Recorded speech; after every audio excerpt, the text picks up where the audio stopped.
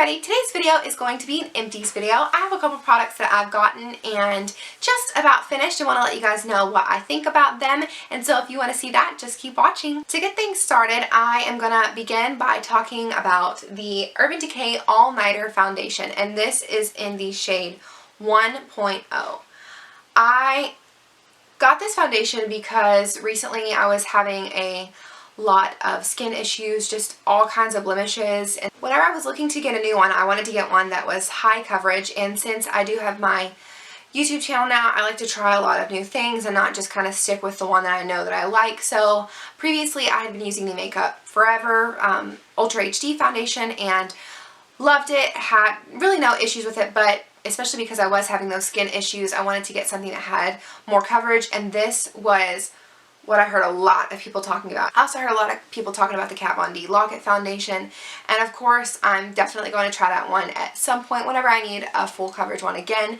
But this is the one that I tried, and it was also kind of newer to the shelves as well. Now, I have good and bad things about this foundation.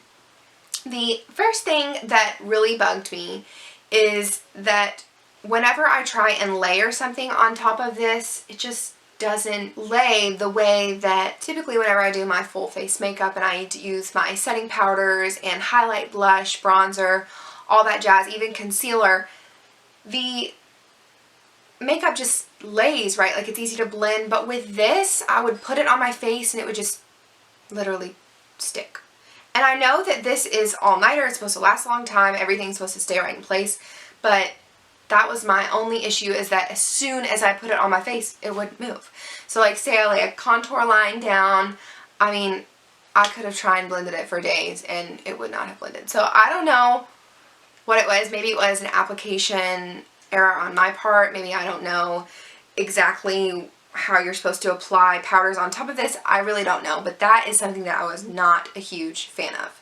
Now, on the positive note, just going to go back and forth on things that I liked and then have not liked as well. But the full coverage of this foundation is unlike any other foundation I have ever used.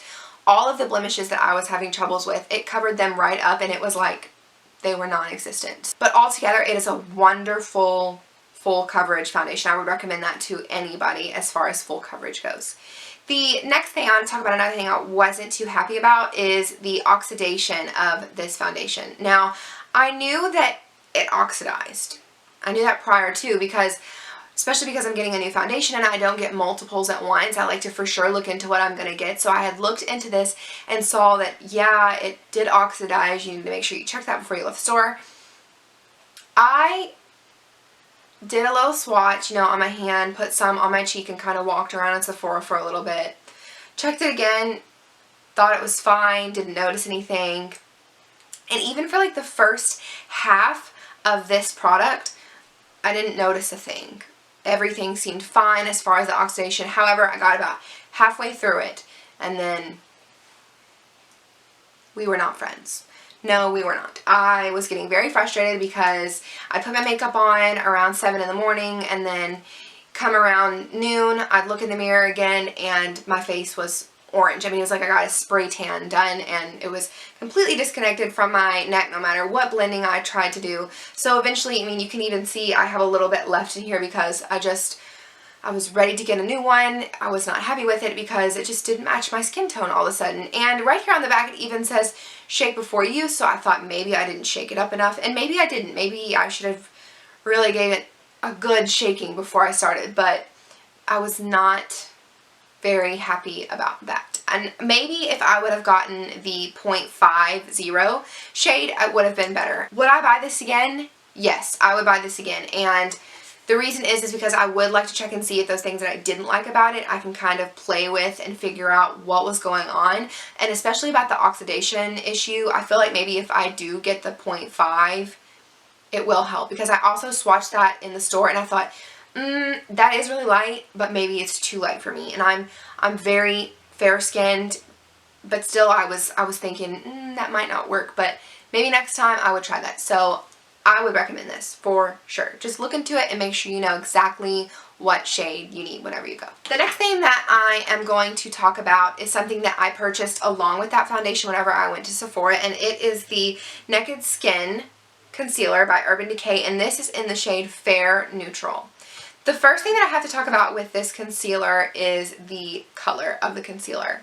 As a very fair person, this color was so wonderful for highlighting right underneath my eyes, and I've never had another one like this. I love this color. It was just perfect. It didn't, you know, just match foundations for my face, which is typically what a lot of concealers do, because even though they say they're lighter, they just blend right in with the rest of it. No, this gave me a good highlighting color. I really did like that. Now, something that I wasn't a huge fan about with this is that once you put this on your face, it dries instantly. So you have to make sure that if you're going to set it, you know, you have to do underneath this eye, set it. Move on, underneath this eye, set it. And what I'm so used to, and how I learned this so quickly, is that typically I place all my concealer where I want it. So underneath my eyes, on my nose, on my chin, any blemishes. And then I get my setting powder out after, of course, that I blend that in with my beauty blender. And then get the setting powder out, and it's already all, I mean, it just stuck like in whatever lines, or if I put it in a triangle shape, it just stuck. Even whenever I try to use the beauty blender or try to put some setting powder over top of it, it would not move. So that's something that I wasn't used to. I did get used to it after a while, so it wasn't a huge problem, but still not a super fan about that. I like something that's really workable. I have time to blend it in to where I want and to, you know, make sure that it's in the right place. This didn't really afford any time like that at all. The other thing that I didn't really like so much about this concealer was the scent. Like, it just, I don't know how to describe it, but it smells like chemically, or, you know, like, I mean, you really know that you've got something on your face that's not a normal scent. There's nothing pleasant about that whatsoever. However, it did not linger with me, so that wasn't a huge issue, but I do not like the scent of this stuff. Now, the other thing that I did like about this concealer is that it was a really good shade as well for sculpting my brows. Anything where I use on my highlight, I use the same shade for sculpting my brows, and that was a super plus on that. I know that seems really small, especially if you don't use the same thing, but I really, really did love it for that. Would I get this again? Possibly, just because I love the color so much, but maybe not. I mean, I don't know. It'd be like an iffy thing. Like, I might try it again if it just so happened to strike me that I wanted to try again. But would I go in and just say, oh, I need this so bad?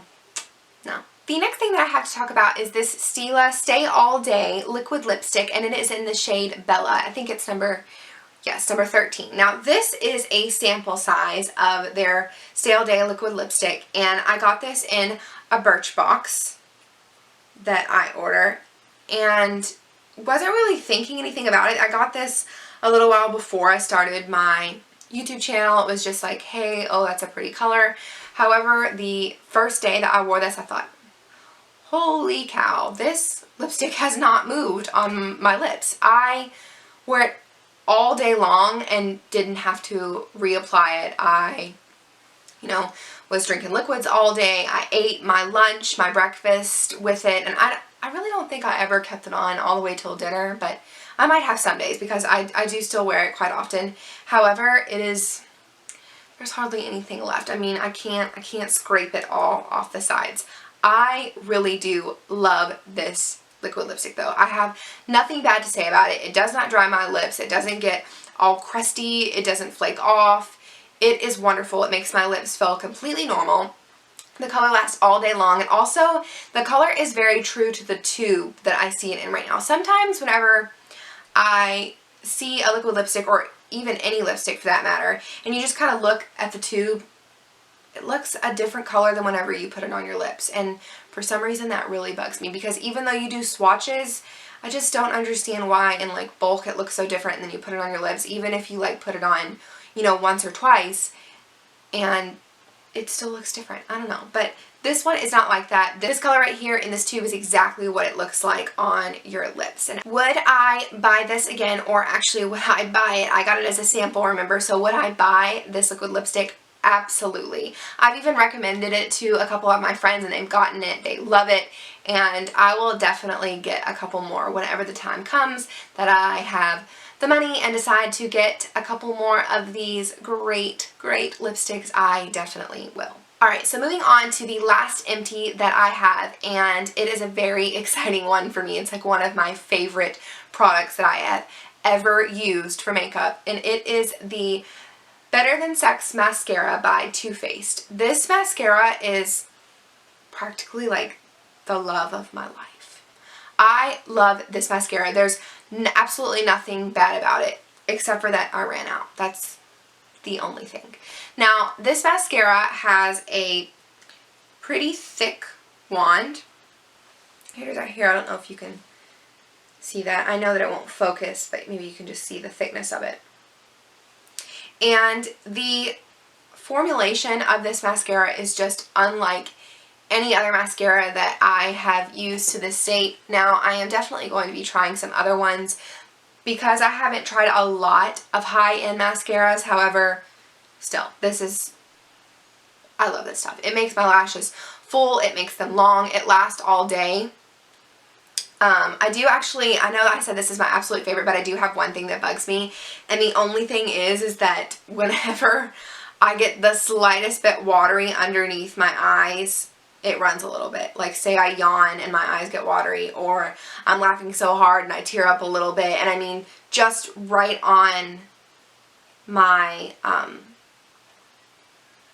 bottom lash line gets like a little wet, it runs. So that's my only thing, and I know that there is this in waterproof, and maybe that's what I should try. I mean, I probably shouldn't even complain about that because there is a waterproof, and maybe I will try that next time. However, that is my only complaint about this. I absolutely love this mascara. It makes me feel like I don't even ever need to wear falsies, and most of the time, I really don't. Every once in a while I do, like today I do have falsies on, but most of the time I don't, especially whenever I have this mascara on, because this literally makes your lashes feel like the best lashes, the best glamorous and beautiful lashes you've ever had in your life. So would I get this again? Absolutely, and yes, I will be getting it again. Everybody, you all need this mascara. The end. Alright guys, that is it for this video. If you liked what you saw today, go ahead and give me a thumbs up down below. And if you have any questions about the products, I will be leaving the links to all of them down below. But of course, if you have any questions or comments, go ahead and let me know in the comment box down below. And right before I kind of let you go, I just wanted to say again, thank you all for all the support that you have shown. My subscribers are rising every day. I'm always getting such wonderful comments, and even from some of my friends and family. You all are so supportive.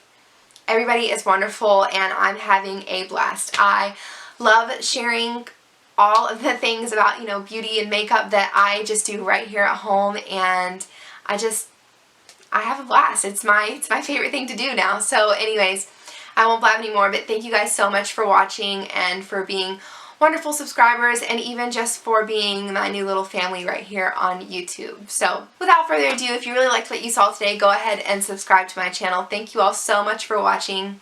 Bye!